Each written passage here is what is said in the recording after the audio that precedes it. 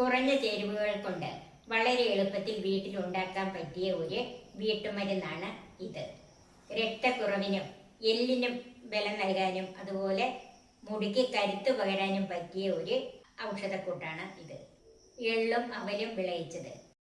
ഏത് സമയത്തും ഈ മരുന്ന് നമുക്ക് ഉണ്ടാക്കി കഴിക്കാം. എന്നാൽ ഏറ്റവും നല്ലത് മഴയും തണുപ്പും ഉള്ള കർക്കിടക മാസമാണ്. എല്ലാവർക്കും നമസ്കാരം. ഞാൻ സോഫി കുര്യാക്കോസ്. ഈ മരുന്ന് ഉണ്ടാക്കാൻ നിങ്ങൾക്കും താല്പര്യമില്ലേ? ഉണ്ടെങ്കിൽ എൻ്റെ കൂടെ കൂടിക്കോളൂ. നമുക്ക് നേരെ വീഡിയോയിലേക്ക് പോകാം. ചൂടായ ഒരു പാനിലേക്ക് 1 കപ്പ് നിലക്കടല ചേർക്കാം. ഇത് ഇപ്പം ഞാൻ എടുത്തിരിക്കുന്നത് തൊലി കളയാത്തതാണ്. തൊലി കളഞ്ഞതാണെന്നുണ്ടെങ്കിൽ അത് തന്നെ എടുത്താൽ മതി. എന്നാലും അതൊന്ന് ചൂടാക്കി എടുക്കണം. ഇത് തൊലി കളയാനായതുകൊണ്ട് ഒരുമാതിരി ഒന്ന് വറുത്ത് കിട്ടണം. ഇതൊരു മീഡിയം ടു ലോ ഫ്ലെയിമിൽ വെച്ചാൽ മതി.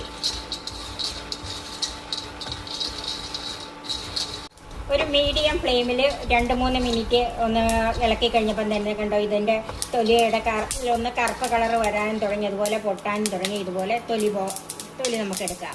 ഇത് നമുക്ക് ഒരു പാത്രത്തിലേക്ക് മാറ്റാം. ഇത് ചെറു ചൂടോട് കൂടി തന്നെ ഇതിൻ്റെ തൊലി കളഞ്ഞെടുക്കണം.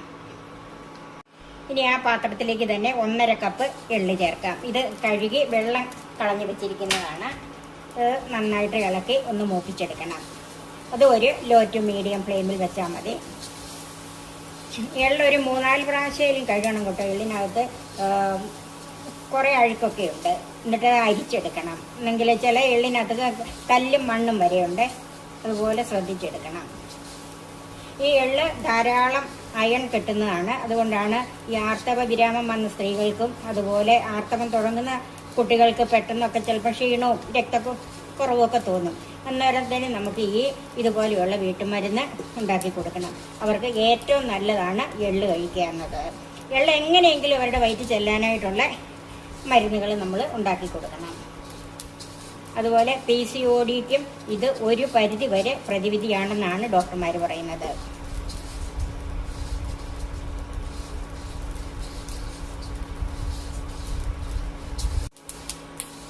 ഈ എള്ളിനകത്ത് ജലാംശം മാറുമ്പം ഇതുപോലെ പൊട്ടാൻ തുടങ്ങും. അതുപോലെ അല്പം കളറും ഒന്ന് മാറി വരും.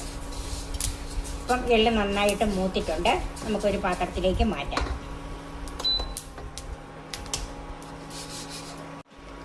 ഇനി അതിലേക്ക് 3/4 കപ്പ് മട്ടയരിയുടെ, അതായത് ചുമന്ന അവല്. ഇത് ചുമന്ന അവലാണ് ഇതിന് നല്ലത്.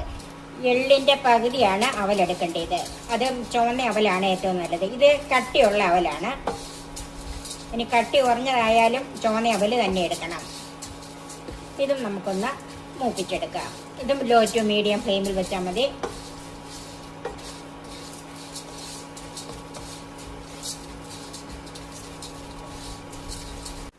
ഒരു 2-3 മിനിറ്റ് അവല് ഇളക്കി കഴിഞ്ഞപ്പോൾ അവല് ഇളക്കിയപ്പം തന്നെ ഇതുപോലെ പൊടിഞ്ഞു വരുന്നുണ്ട്. ഇതാണ് ഇതിൻ്റെ പാകം. നമുക്ക് തീയിൽ നിന്ന് മാറ്റാം. വേറൊരു പാൻ ചൂടാക്കി അതിലേക്ക് 1 കപ്പ് തേങ്ങ ഇട്ട് കൊടുക്കാം.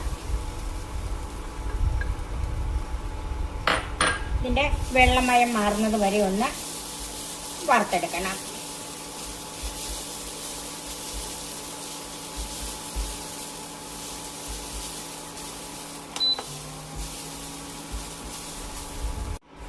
ഇപ്പം തേങ്ങയിലെ വെള്ളമയം ഒന്ന് കുറഞ്ഞിട്ടുണ്ട്, മാറിക്കിട്ടി.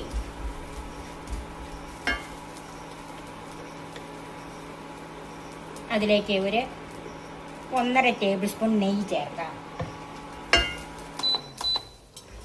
ഇനി തീ അല്പം ഒന്ന് കൂട്ടി കൊടുക്കണം.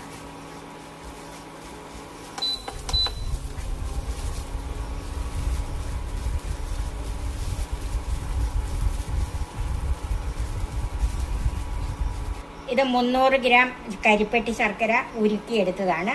കരിപ്പെട്ടി ചക്കര 300 ഗ്രാം കരിപ്പെട്ടി ചക്കര ഒരു 3/4 കപ്പ് വെള്ളം ഒഴിച്ച് ഉരുക്കിയെടുത്തതാണ്. അതൊന്ന് അരിച്ചൊഴിക്കണം.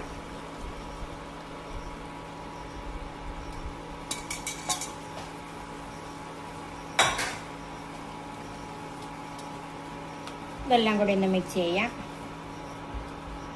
അതിലേക്ക് 1/4 കപ്പ് ബദാം ഒന്ന് ക്രഷ് ചെയ്തെടുത്തത്, ഈ തൊലി കളഞ്ഞ വറുത്ത കടല,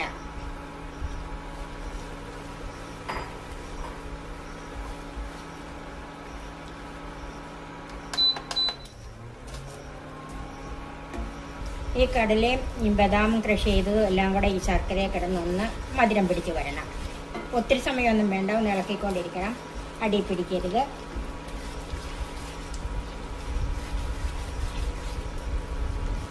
ഇപ്പോൾ ഒരു 2-3 മിനിറ്റ് തീ മീഡിയം ഫ്ലെയിമിലിട്ടൊന്ന് ഇളക്കിക്കൊണ്ടിരുന്നതാണ്.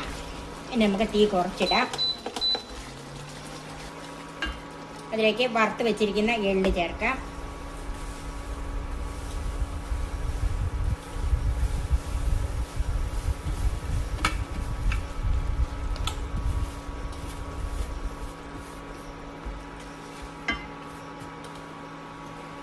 ഈ അവല് ഒന്ന് കൈകൊണ്ട് തന്നെ ഇങ്ങനെ ഒന്ന് പൊടിച്ചെടുക്കണം. ഒത്തിരി അങ്ങോട്ട് പൊടിയുമല്ല, വലുതൊക്കെ ഒന്ന് ക്രഷ് ചെയ്ത് കിട്ടുന്ന രീതിയിൽ കൈകൊണ്ട് തന്നെ ഒന്ന് പൊടിച്ചെടുക്കണം. ഇപ്പം നമ്മൾ വറുത്ത് വെച്ചേക്കുന്നതുകൊണ്ട് കൈകൊണ്ട് പൊടിച്ചെടുക്കാൻ എളുപ്പമാണ്.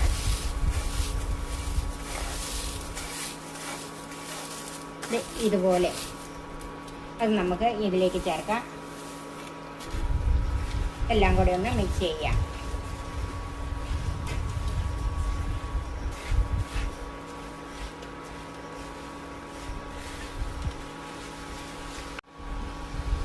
അതിലേക്ക് പൊടികൾ ചേർക്കാം. 1 ടീസ്പൂൺ ചുക്ക് പൊടി, 1/4 ടീസ്പൂൺ ചെറിയ ജീരകം വറുത്ത് പൊടിച്ചത്, 1/4 ടീസ്പൂൺ ഏലക്കപ്പൊടി. ഇതെല്ലാം കൂടി ഒന്ന് മിക്സ് ചെയ്യണം.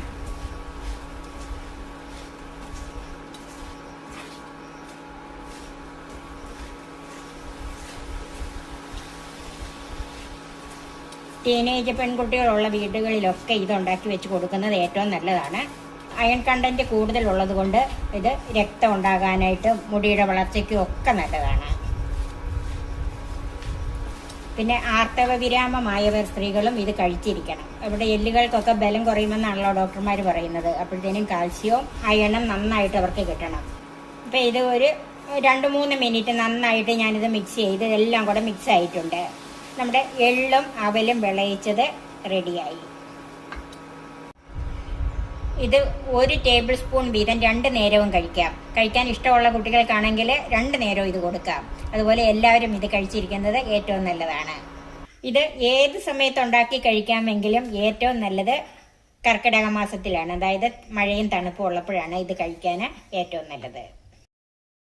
വളരെ എളുപ്പത്തിൽ ഒരു വീട്ടുമരുന്ന് നമ്മൾ ഉണ്ടാക്കിയില്ലേ?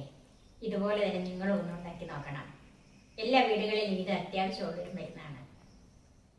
ഈ ചാനൽ സബ്സ്ക്രൈബ് ചെയ്യാനും ഫേസ്ബുക്ക് പേജ് ഫോളോ ചെയ്യാനും കമന്റ്സ് അറിയിക്കാനും മറക്കരുത്. ഇതുപോലെയുള്ള നല്ല റെസിപ്പികളുമായി നമുക്ക് വീണ്ടും കാണാം. ഞാൻ സോഫി കുര്യാക്കോസ്.